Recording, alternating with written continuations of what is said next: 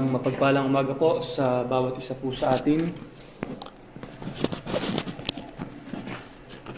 Ang Diyos po natin ay mabuti sa lahat ng pagkakataon. Narito po ngayon tayo ang live pong ito ay mula sa Dar of Faith Marinduque, District 2, sa pangunguna po ng ating lingkod, Pastora Rebecca Quijada. At tayo po ay patuloy na magpasalamat sa Panginoon. Isang dakilang bagay ang isang Kristiyano, ang lingkod ng Panginoon. Sa paggising niya o sa kanyang paggising, ay matagpuan niya ang kanyang sarili na nasa kalinga at pagsama ng ating Panginoon. Amen po ba? Kaya ngayong umaga po tayo umabot sa Panginoon. Ulitin nga po natin sa umaga pagkagising. Hallelujah.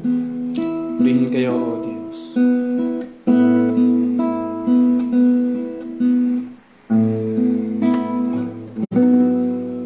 Sa umaga pagkagising, ngalan mo'y pupuri. Ang puso ko'y laging may awit para sa'yo. Lagi kong nararanasan ang katapatan mong walang hanggan.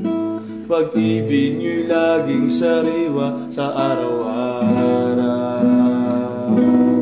Hindi ako magsasawang purihin ka. Buong puso't lakas minamahal kita. Laging aawitin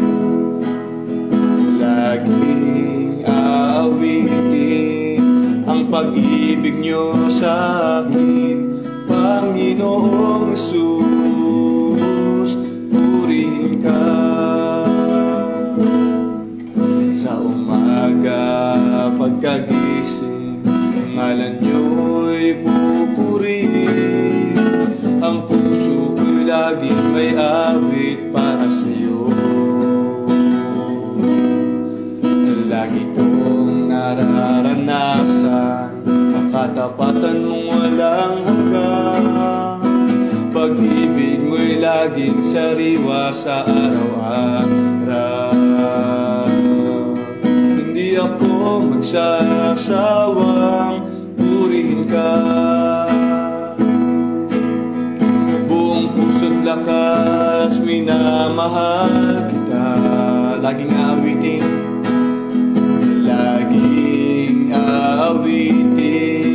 ang pag-ibig niyo sa akin, Panginoong Jesus. Purihin ka. Hindi ako magsasawang purihin ka. Buong puso't lakas minamahal kita. Laging aawitin ang pag-ibig niyo sa akin, Panginoong Jesus. Purihin ka. Hindi ako magsasawang purihin ka. Buong puso't lakas minamahal kita. Laging aawitin, laging aawitin ang pag-ibig niyo sa akin, Panginoong Jesus. Purihin ka. Panginoong Jesus. Purihin ka. Panginoong Jesus.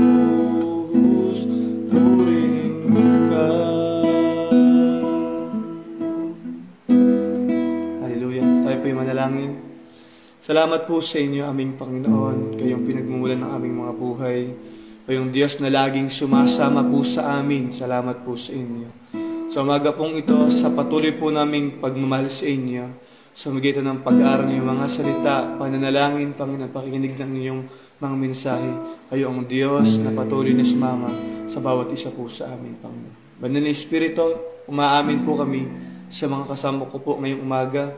Kami po ay nagdideklara at naniniwala na wala po kaming magagawa kung kami hiwalay sa inyo. Sa inyo po namin ibinibigay ang pinakamataas na papuri, ang pinakamataas na pagsamba at pagdakila sa pangalan na aming Panginoong Jesus. Hallelujah.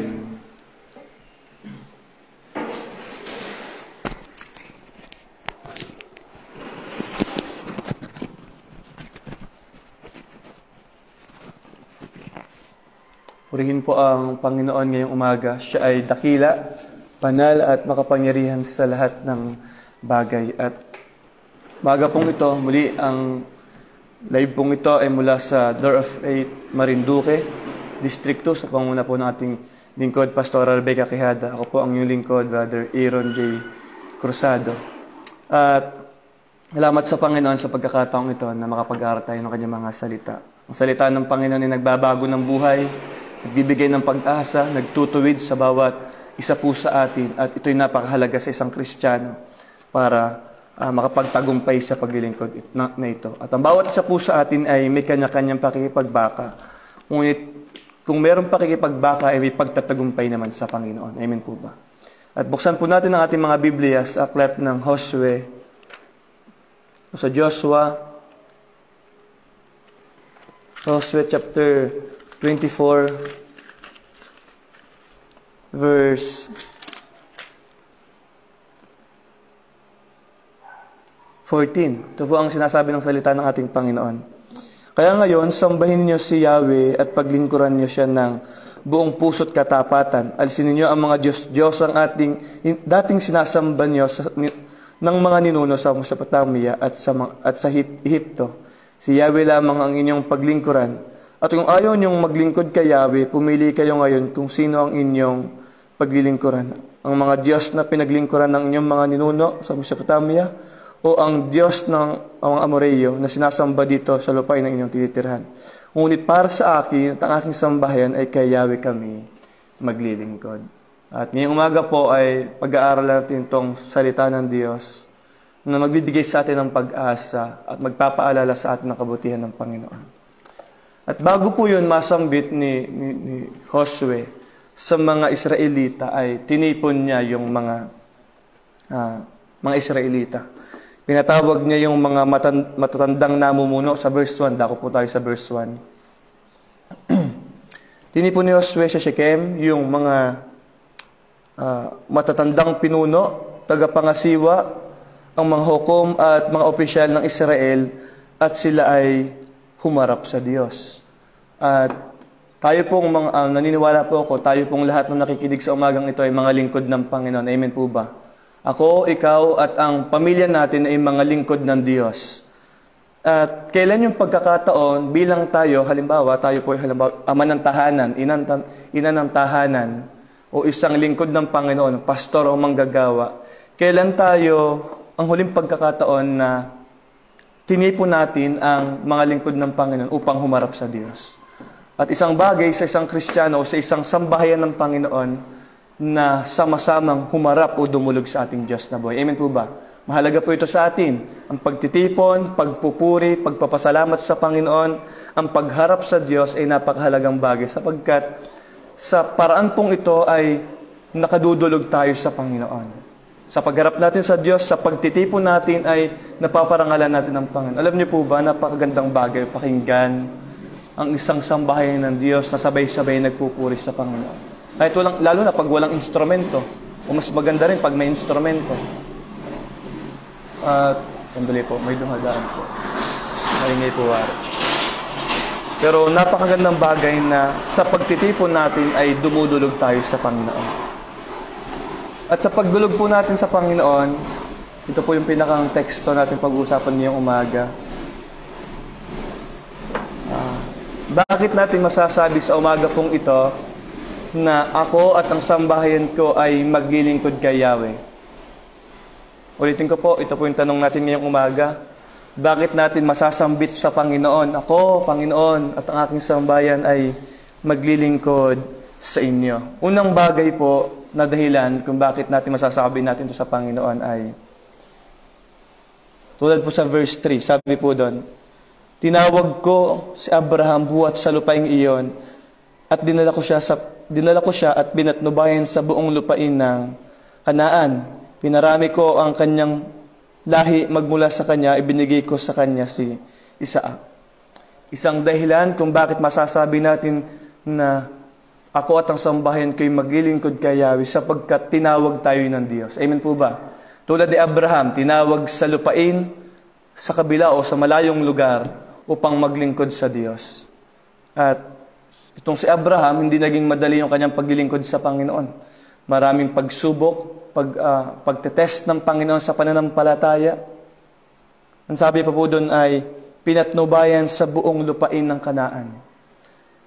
Ulitin ko po, unang bagay kung bakit natin masasabi na ako at ang sambahayan ko'y maglilingkod sa Panginoon sapagkat tulad ni Abraham, tinawag tayo ng Diyos, pinatnubayan at pinarami ang ating lahi. At hindi man tayo magkakapatid sa dugo, ngunit pinarami ng Panginoon yung mga mananampalataya, mga kumikilala sa Kanya. Amen po ba?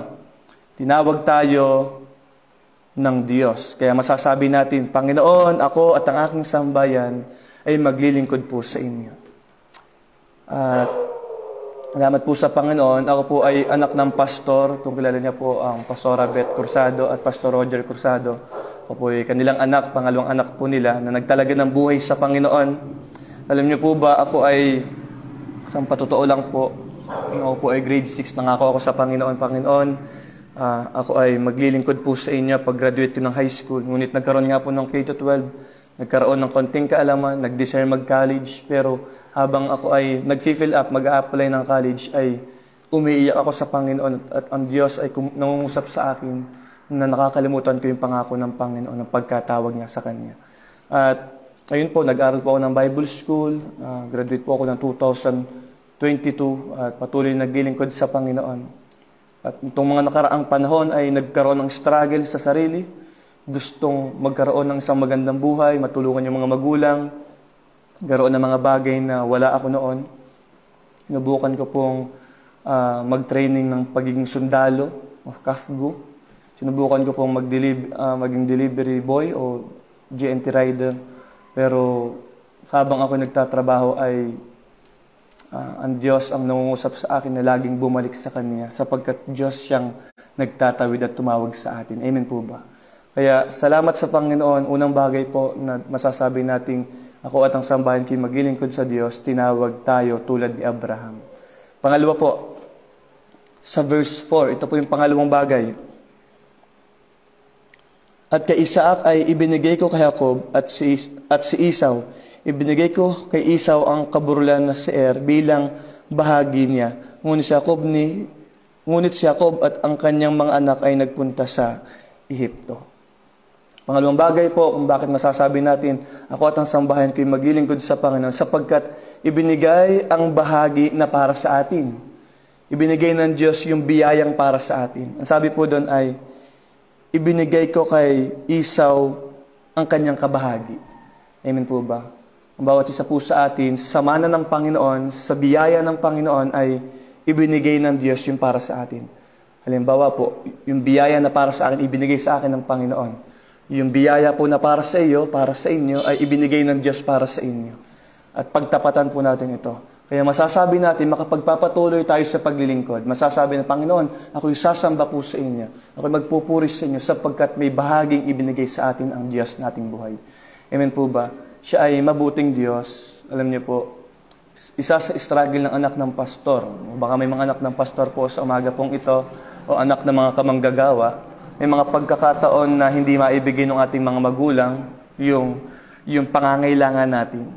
Pero pinapaunawa ng Diyos sa atin po sa umaga pong ito. Mayroong bagay na nakalaan para sa atin. Maging tayo po ay may edad na, o bata pa tayo, kabataan, o walang kasapatang financial o material na bagay, maging kasapatan natin yung bahaging ibinigay para sa atin ng Panginoon. At habang naglilingkod po ako po ay nagsimulang maglingkod sa Panginoon na 18 years old. At ako po ngayon ay, ilan na po ba akong taon? 22 years old. Ngunit naging tapat ang Panginoon at siyang laging sumasama sa atin. Marami tayong pagdududa sa Panginoon. Marami tayong pagdududa sa ating mga sarili. Pero salamat sa Diyos, lagi niya tayong pinagtatagumpay. Amen po ba? Yun po yung pangalawang bagay. Ibinibigay ng Diyos ang bahagi na para sa atin, sa kabila ng meron tayong nagawa sa Panginoon. Pangatlo ay, isinugo tayo ng Diyos tulad ni Moises. Amen po ba? Hindi lang tayo basta tinawag. Halimbawa, ganito ka, ganito yung gagawin mo. Hindi. tayo isinugo ng Panginoon sa isang paglilingkod na sasamahan niya tayo. Amen po ba? Ang pagsugo ng Diyos ay hindi tulad ng pagsugo ng mundo na hahayaan ka lamang. Ngunit ang pagsugo ng Diyos ay sasama siya. Katulad po ni Moises, nauutal, maraming kumakalaban sa kanya, maraming hindi nakauunawa sa kanya, maging kanya mga kapatid. Pero ito po ang panghawakan natin. Tayo po isinugo ng Panginoon sa paglilingkod pong ito. At kung ang Diyos ang nagsugo sa atin, walang makalalaban sa atin. Makapagtatagumpay tayo sa lahat ng pagsubok, sa lahat ng ating pagdaraanan. Amen po ba? At salamat sa Diyos, siya ay napakabuti sa lahat ng pagkakataon. At yun po, sinugo tayo ng Diyos tulad ni Moises. Yun po yung sa verse 5. Sabi po doon, sinugo ko si Moises at si Aaron at sa magitan ng mga salot ay pinahirapan ko ang mga Ehipto. At sa pagsugo po ng Panginoon sa atin ay gumagawa siya. Meron tayong makakalaban, ngunit ang Diyos ay gagawa sa atin. Naunawaan po ba ng bawat isa po sa atin? Na ang Diyos ay kikilos, ang Diyos ay gagawa sa lahat ng ating gagawin. And po, panglimang bagay na masasabi natin, Panginoon, ako at ang aking sambayan ay patuloy na maglilingkod po sa inyo. Sabihin po natin sa verse 6 at hanggang verse 7. Sabi po doon, inilabas ko kayo sa Ehipto, ang inyong mga ninuno at nakarating sila sa dagat na pula. Hinabol sila ng mga Ehipsyong sakay ng mga karawahe at ang kabayong hanggang may dagat. Ang inyong mga ninuno'y humingi ng tulong sa akin at nagtaglay ako sa dilim ng pagitan nila at ang mga Ehipsyo. Pinagsama kong muli ang nahating dagat at sila'y natabunan ng tubig. Nasaksihan niyo ang mga ginawa ko sa Ehipsyo at tagal kayong nanirahan sa ilang. At salamat sa Panginoon. Alam niyo po yon, yung mga Israelita, maraming pagrereklamo sa Panginoon. Maraming pagdududa sa Panginoon. Panginoon, bakit niyo pa kami dinala sa ganitong bagay? Panginoon, bakit nilagyan niyo kami sa ganitong bagay? Minsan, ganito tayo eh. Minsan, nung nagbabasa tayo ng salita ng Diyos, binabasa natin itong history ng mga Israelita. Nagagalit tayo sa mga Israelita.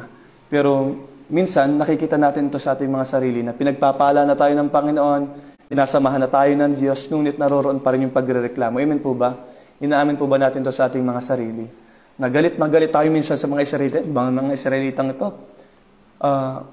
pinapatnubayan na ng Panginoon, binibigyan na ng Diyos, pinapaulan na ng mana, binibigyan na ng mga pagkain, ngunit nandun pa rin pagrereklamo. Minsan, ganun din po tayo, hindi lang natin nakikita. Na nandun yung pagpapala ng Panginoon, yung biyaya ng Panginoon, pagsama ng Panginoon, ngunit naroroon yung ating pusong may pagrereklamo. Kaya turuan tayo ng Panginoon at sabihin sa Panginoon, ang Diyos ay palaging sumasaklolo. Ito po yung panglima. Pang-apat, ang Diyos ay palaging sumasaklolo sa lahat ng pagkakataon. Panglima po, sa verse 8 hanggang verse 11 ay ipinakita ng Diyos yung mga pagtatagumpay. At panglima po, kung bakit natin masasabi na ang Diyos, ako at ang sambahayan ko'y maglilingkod sa Panginoon ay pinagtatagumpay sa bawat laban. Tayo po ay pinagtatagumpay ng Panginoon. Amen po. Sa mga lingkod ng Diyos, kayo po ay halos 100 sa umaga pong ito. Ngunit tayo po, higit sa mga 100 sa umaga pong ito ay araw-araw pinagtatagumpay ng Panginoon. Amen po ba? At ang pagtatagumpay ng Kristiyano hindi tungkol sa paligsahan na pwede tayong may matanggap na medalya. Ang medalya natin ay mismo ang Diyos. Alam niyo po ba, habang nagdadrive ako ng motor, pinaunawa sa akin ng Panginoon, itong pag-aaral natin ng salita ng Diyos, itong pananalangin natin sa Panginoon, pagdulog natin sa Panginoon, hindi pa lubos yung ganun yung pagkakilala natin sa salitang Diyos. Alam niyo po yun, yung may higit pa talaga na natagong meaning o kakayahan ang Diyos para maunawaan talaga ng isang tao. Pero salamat sa Panginoon, sa araw-araw nating pagbabasa, sa araw-araw nating pakikinig ng salita ng Diyos, nagpapakilala siya sa atin kung sino siya at anong kaya niyang gawin sa ating mga buhay. Sa umaga pong ito, sa lahat ng ating gagawin, pagtatagumpayin tayo ng Diyos sapagkat ang Diyos ay Diyos ng mananagumpay at higit ang Diyos sa lahat ng mga mananagumpay. Amen po ba? Ayun po, yung panglima, pinagtatagumpay sa bawat laban. At pang-anim, ito po yung kahuli-hulihan. Sa verse 13, binigyan ko kayo ng lupaing hindi nyo binungkal. Pinatira ko kayo sa mga lungsod na hindi kayo ang nagtayo. Kumain kayo ngayon ng ubas at ulibo nang galing sa mga punong hindi kayo nagtanim. Ibig sabihin po, yung natatanggap nating mga biyaya sa Panginoon, itong mga tinitirhan natin, itong mga tinatangkilik natin sa umaga pong ito, sa buhay po natin, ay hindi galing sa mga kamay natin. Hindi galing sa mga pagpapagal natin, kundi galing sa Panginoon. Amen po ba?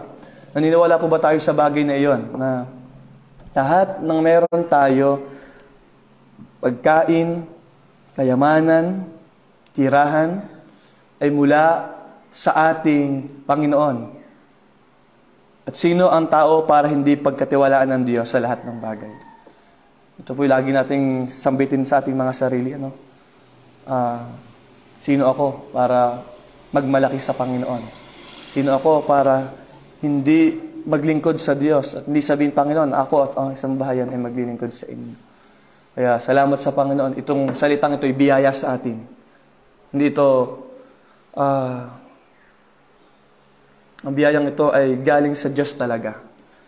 At ayun po, yun po yung panghuli. Binigyan, pinatira, at kumain mula sa Diyos. Ulitin ko po, ito po yung pang-anim. Binigyan, pinatira, at kumain mula sa Diyos. Mula sa verse 3 ng chapter 24. Ngayong umaga po, kaya naman sa kabila ng ating magbubuting gawa ng Diyos, ano ang dapat nating maging response? Ulitin ko po. Napakinggan natin, tayo tinawag ng Diyos, ibinigay yung bahagi para sa atin, isinugo tayo ng Diyos, ang Diyos ay sumasaklolo sa atin, ang Diyos ay pinagtatagumpay sa bawat laban, binigyan, pinatira at kumain mula sa Diyos. Ngayon, naunawa natin itong mga bagay na ito, ano ang kailangan maging response natin sa Panginoon. Ito po yung naging response ng mga Israelita. Sa verse 16, ito po ang sinasabi. Hindi namin magagawang talikuran si Yahweh at maglingkod sa ibang Diyos. Si Yahweh na ating Diyos ang siyang humango sa atin sa pagkaalipin sa Ehipto. Nasaksihan din namin ang mga kabalaghang ginawa niya upang tayo'y maingatan saan man tayo makarating at mailigtas sa mga kaaway, sa mga bansang ating dinaanan. So, ito pong mga paalala ng Diyos, sabi po doon, naalala namin yung kabutihan ng Panginoon at di namin magagawang talikuran ng Diyos. Ibig sabihin po, mahalagang bagay sa isang Kristiyano na alalahanin yung mga biyaya, yung mga pabubuting gawa ng Diyos sa kanyang buhay para makapagtagumpay at manatili sa Panginoon.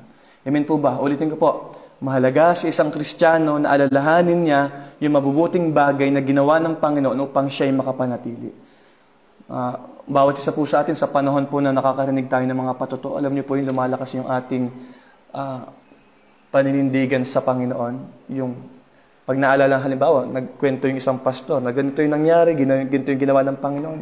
Alam mo, naiiyak tayo, tapos nahihipo tayo ng banal na Espiritu na kailangang manatili talaga tayo sa Panginoon. Kaya salamat sa Diyos. Ito yung maging response natin tulad ng mga Israelita. Hindi namin magagawang talikuran ang Diyos sapagkat naalala namin yung kamangha-mangha na ginawa ng Diyos sa aking buhay. Kaya salamat sa Panginoon. Ito po ang para sa ating lahat bilang kahuli-hulihan. Verse 31. Joshua chapter 24 verse 31. Naglingkod kay Yahweh ang sambahayang Israel habang nabubuhay si Josue. Kahit wala na siya, nanatili pa rin silang tapat kay Yahweh habang nabubuhay ang mga pinunong nakasaksi sa lahat ng mga ginawa ni Yahweh para sa Israel. At ito po yung mabuting bagay. Mawala man yung ating mga pastor o manghina man ang kanilang physical na bagay, dadating po sa pagkakataon ng paghihinaan yung ating mga pastor physically o magkakaroon ng edad. O yung mga lingkod na tumutulong sa atin sa pananampalataya. Ito yung mabuting bagay. Kahit wala na siya, nanatili pa rin silang tapat kay Yahweh. Tayo po yun, mga kapatid ko sa Panginoon. Amen po ba? Tayo yun. mawala man yung lahat sa atin, mawala man yung taong pinakamahalaga sa atin, mananatili tayong tapat sa Diyos sapagkat masasabi natin, ako at ang aking sambayan hanggang sa mga huling panahon ay maglilingkod sa Diyos. Amen po ba? Kaya salamat sa Panginoon, siya ay mabuti, makapangyarihan sa lahat ng pagkakataon. Muli, ito po ang salita ng Diyos, tayo po ay manalangin. Salamat po sa inyo, O Diyos. Diyos kayo ng pag-asa. Salamat po. Marami kaming hindi kaya, marami kaming hindi mapagtagumpayan, pero kayo yung tagumpay namin, Panginoon. Samahan niyo kami sa bawat paglilingkod namin gagawin, mga kapatid ko po sa oras pong ito. Kung kami, O Diyos, kami 100 po ngayong umaga. Kung kami sama-samang magpupuri po sa inyo, magtataas ng pangalan po ninyo, papagitna kayo, O Diyos, at sasama at magpapala sa inyong mga lingkod, O Diyos. Salamat po. Purihin kayo, Panginoon, sa buong maghapon, sa mga lingkod po ninyong may gagawang ministeryo. Kayo ang Diyos na maglaan ng pangangailangan ng mga kailangan namin physically, spiritually, Panginoon, sa paglilingkod po sa inyo. Inaamin po namin ngayong umaga, wala po kaming magagawa, wala po kaming mapagtatagumpayan, wala po kaming ipagyayabang, Panginoon, sa inyo. Ngunit isa lang ang alam naming bagay, Panginoon. Kayo ay aming kasama at masasabi namin, Lord, ako at ang aming sambahayan ay maglilingkod po sa inyo, O Diyos. Salamat po sa inyo aming mga papuri, sa inyo aming mga pagsamba at pagdakila, sa pangalan ng aming Panginoong Jesus. Amen. Salamat po sa Panginoon. Ang Diyos po natin ay mabuti. Pagpalain po tayo ng Diyos. Siya ay lagi po natin kasama. Amen po ba? God bless po.